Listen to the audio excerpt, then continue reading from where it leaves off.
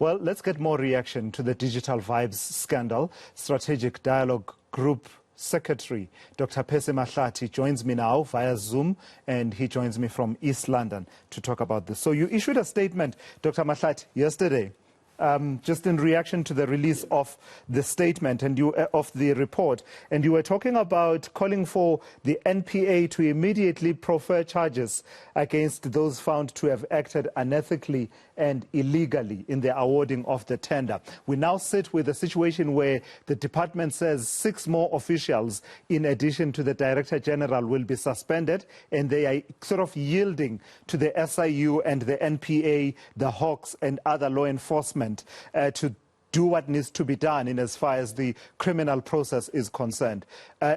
Is that good enough, the actions that we have seen and the yielding that we are seeing on the part of the department? Well, thank you, Mr. Smelane, and your viewers of ENCA. I think there are 2 aspects to that particular challenge.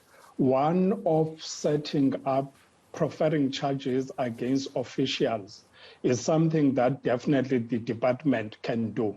That does not require, the SIU, but of course, the NPA would then take the decision of, bringing those cases to court. The one that I think you were asking, which is an intricate one, as to whether the department can charge the former minister, Dr. Zweli Mkhize, I think it would be a precedent setting, and I think that is something that would play more in the political realm and also cabinet, because I'm not aware of a department having taken action against, it's always been, where either the SIU or Hawks, then the NPA will decide whether to charge or not. Maybe it's something that would need to be tested. Dr. Mahlathi, so in your statement, you use colorful language, and I think it bears reading it onto the record for our viewers to appreciate. And I think I get where you're coming from, because we keep talking about corruption and all these issues such that you run out of adjectives to describe it. And so each and every time it happens, you want to express the level of shock and outrage that you are feeling. So let me read a bit in terms of the statement that you wrote. You say, quote, "The Digital Vibes scandal is one of the most repugnant episodes in post-apartheid corruption. It laid bare the rapaciousness of false prophets and ravening wolves in sheep's skin who masquerade as civil servants and public representatives." Such strong words. Why does it deserve to be captured in those words?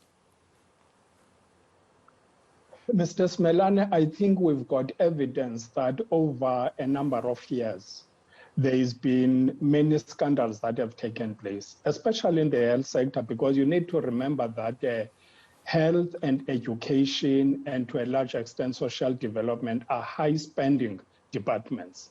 So we actually have huge budgets, and huge budgets are attracting a lot of, vultures coming in. Despite all these, despite all these wrong things that have happened over the years, we have seen very little action.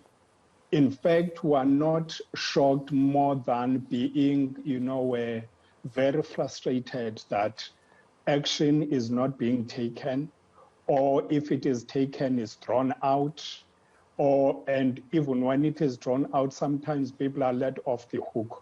And our view as a strategic dialogue group, because we've got a lot of interest in the health sector and we've done a lot of work through various forums, is that health is one sector that cannot afford to be saddled with all these loss of